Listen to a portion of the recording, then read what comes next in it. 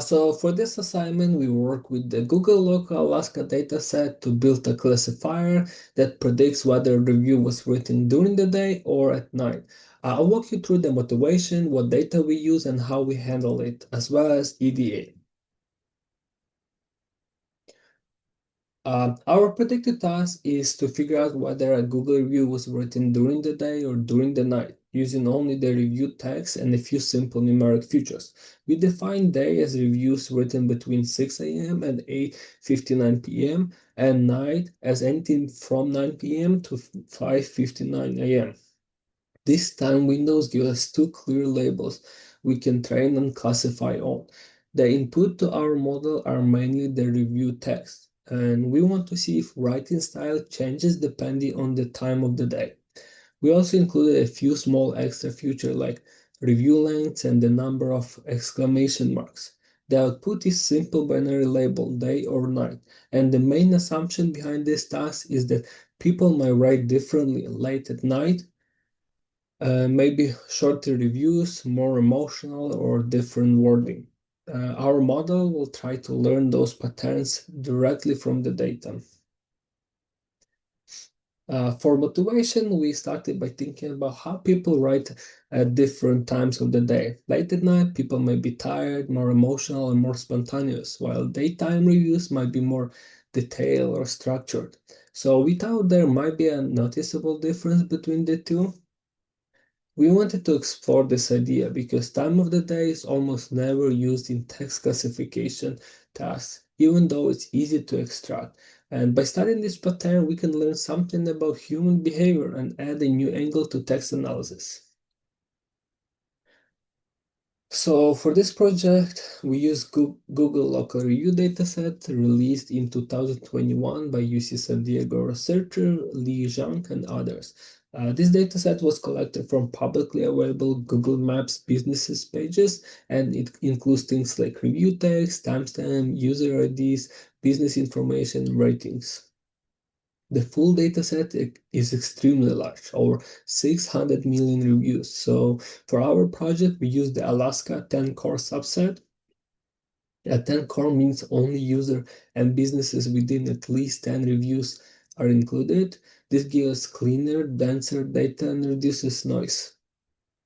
Our subset contains about 521,000 reviews, and after loading the Alaska 10 core dataset, our first step was to check for missing values. We found that almost half of the rows were missing. They had like missing review text, and since text is essential for our task, we removed all rows with missing text. Next, we converted the Unix timestamp into a readable data time format. From that data time, we extracted the hour and minute of the review.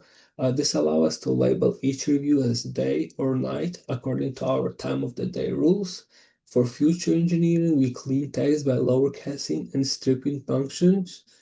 Then we built a TF-IDF representation using the top 10,000 words, which captured important signal from the review text. We also added numeric features such as review lengths, number of exclamation marks, and ratings. And on this slide, you can see our data, or our original data, and how it looks after being processed. So let's talk about our EDA. We look at how how review behavior changes throughout the day. And on the left, we can see that there is a very strong peak in review between around 1 a.m. and 5 a.m. and actively drops a lot late in the morning between about 10 a.m. and 1 p.m. And then it starts rising again in the evening. So overall, users in this dataset tend to post more at night or late in the evening rather than during the daytime. And on the right, we show the distribution of star ratings. There's a very strong skew towards a 5-star review, and only a small fraction of reviews are 1 or 2 star. This tells us that most people leave positive feedback, so the ratings alone is not enough to distinguish day against night. And that means that text probably contains the important signal. And here we look at the class balance of the day against night reviews. The data set is slightly imbalanced. About 56% of the reviews were written at night and about 44 during the day. Since the imbalance isn't too extreme, we can still train the classifier without special techniques, but it's something to keep in mind. Next, we look at ratings by time of day. Both day and night reviews are overwhelmingly positive, so most are 4 or 5 star reviews.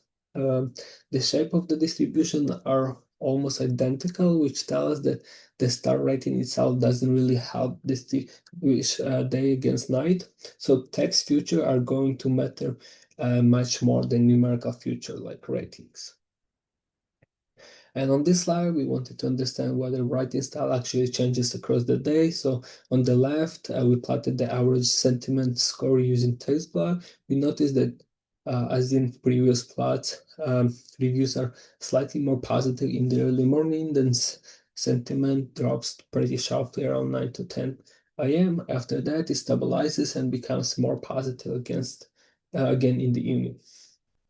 And on the right, we look at average review lengths in words. People write the shorter reviews around lunchtime between 12 and 2 p.m.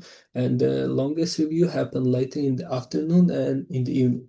This pattern suggests that post tone and writing behavior vary by hour, which supports the idea that time of the day could influence how people express themselves in their reviews. We also look at word clouds for day against night reviews, and as you can see, the most common words are almost identical. Things like great, good, food, and service. So our test is a binary classification problem where we're trying to predict whether a Google review was written during the day or night. Because the data set is imbalanced, there's more night reviews than days reviews. Accuracy alone is misleading. So we evaluate using metrics that tell our fuller stories. So first of all, also these metrics are more appropriate than accuracy because the class is imbalanced. And this makes the task deceptively easy to game by always predicting the majority class. So we also focus on only the night class because this is the majority class.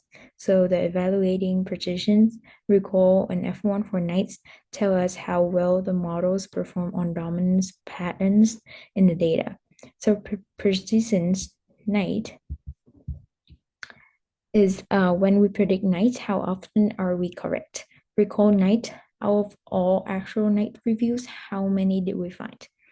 So F1 night is the balance between precisions and recall, which is helpful when classes are in balance. Weighted F1 is a combine of both classes and adjusts for imbalance. ROC AUC measures how well the models can distinguish days versus nights across all thresholds. And we can let's compare the models.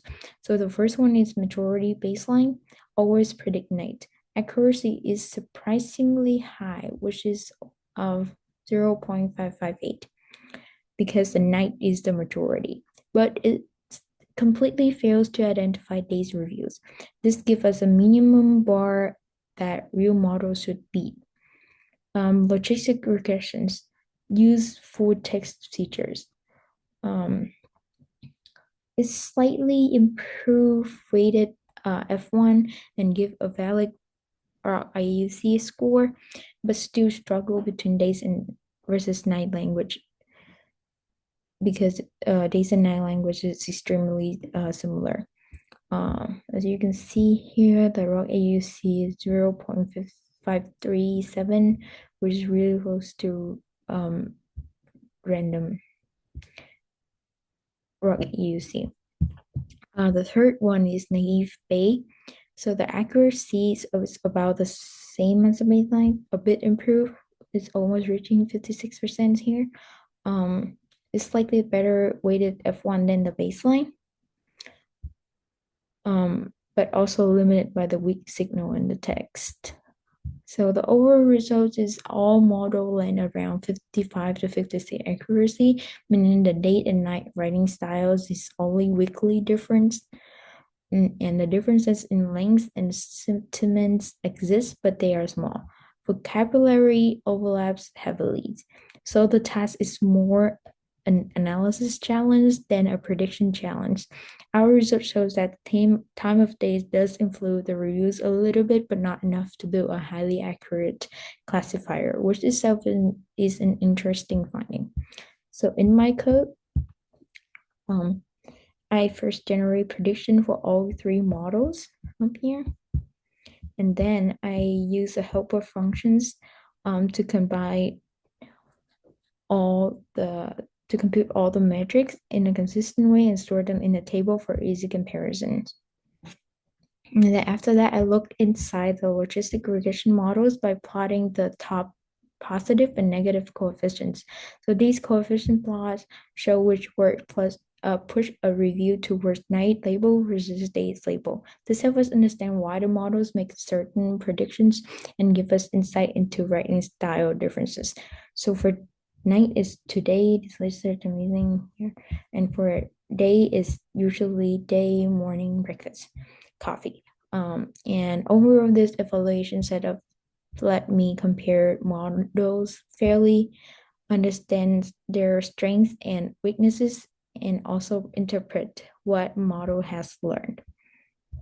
And so many past studies have used a large collections of online reviews to understand user behavior or to build a machine learning models. So for example, the topic modeling and sentiment analysis of Yes Restaurant Review by Zhang.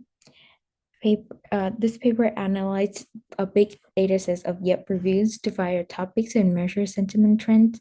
Their work showed that text reviews are useful for learning patterns in how people write about businesses.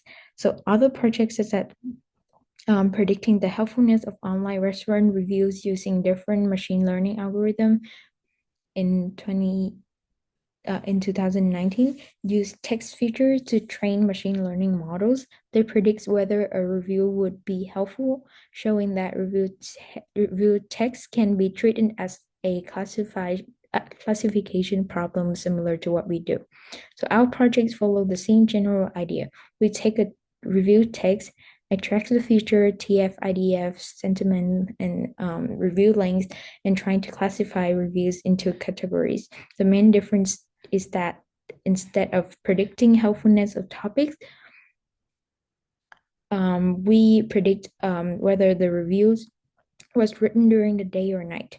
This kind of temporal style classification has not been heavily explored in past work, and our research showed that days-night differences exist but are weak, which is different from paper where the review text is strongly related to the labels. Hello, my name is Kay, and my part focuses on the models that we use for this day versus night prediction task. As mentioned earlier, our predictive task is given the text of local Google reviews, predict whether it was written during the day or night, and we define night as 9 p.m. to 5:59 a.m. and day as 6 a.m. to 8:59 p.m. Earlier, we also created a stratified 60-20-20 train validation test split, where each split has roughly the same proportion of day and night reviews, which I will be using in my models. So starting off, this section covers our baseline and main models. In the first cell, I import the models and evaluation metrics, which are logistic regression, multinomial, naive Bayes, and metrics like accuracy score, F1 score, classification report, confusion matrix, and ROC AUC score. And then right below that, I map our string labels to binary values, with night being 1 and day being 0. And then below that, I create Y train bin, Y val bin, and Y test bin, which sets up the standard binary classification problem where 1 means night and 0 means day. Moving forward, we have our majority class baseline. So before we use any real model, we start with a very simple baseline, which I do right here, starting off with computing the majority label in the training set using this equation. I then create Y major right over here, which just predicts this same label for every example in the test set. This is our majority class predictor. It doesn't look at the text or any features at all. It just guesses the most common class. Then we evaluate it on Y test by printing the accuracy, the F1 score, and the confusion matrix, which can be seen right below here, which gives us a lower bound on performance. Any model we train later should be clearly better than this. Otherwise, it's not learning anything useful from the reviews. Moving on to this cell, we have our logistic regression model. So I first define a helper function called logistic loss. This is the logistic loss from the classification lecture that we had, where y is 0 or 1, and t is the model's predicted probability that the review is the night review. In the code, I also have probabilities slightly away from 0 and 1 to avoid taking the log of 0. I then define candidate values of C, where C is the inverse of the L2 regularization strength, which matches the regularization pipeline of smaller c meaning stronger and larger being weaker regularization. So then we have this loop where I create a logistic regression model with L2 penalty and liblinear solver. I fit it on the training text features X train text and the binary labels Y train bin, and then compute the probabilities on both train and validation sets, compute logistic loss on train and validation using the helper function, and then store those losses and keep track of which C gives the lowest validation loss. So then this model basically uses the validation to choose the regularization strength and not the test set. Then we have below here, we plot the training loss and validation loss as a function of C on a log scale. The minimum validation loss tells us which works best. The corresponding model is stored in best log. So then if we scroll down here is our plot. So then after we choose the best C, we evaluate that the model is on the test set. We compute the predicted probabilities for the positive class. We then threshold them at 0.5 to get the binary predictions, and then we print the test accuracy, the weighted F1 score, and the ROC AUC, as well as the confusion matrix for Y test bin versus those predictions. Compared to the majority baseline, logistic regression clearly improves both the accuracy in F1, which shows it's actually using the text features to distinguish day and night reviews. Moving on to our naive Bayes. This is the second model we use from the course. And it is a generative model that uses Bayes rules and assumes that given the label, the word features are conditionally independent. It estimates word probabilities per class and combines them to get this. In the code, we tune the smoothing parameter alpha over this grid, which is right here. And then for each alpha, we fit multinomial NB alpha equals alpha on X train text and Y train. We predict labels for X val text and then compute the validation accuracy and keep track of the best alpha and corresponding model in best NB.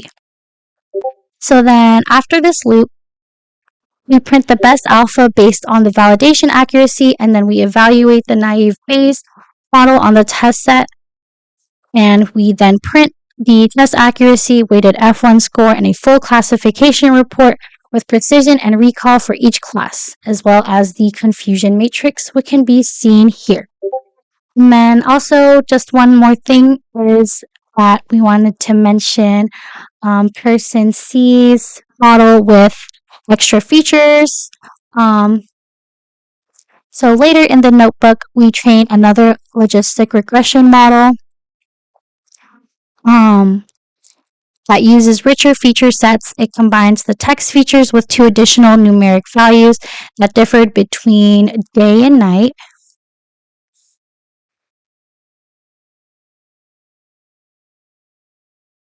Right here, sorry about that. Such as review length and simple sentiment score. The model itself is still logistic regression with L2 regularization, just added with more features.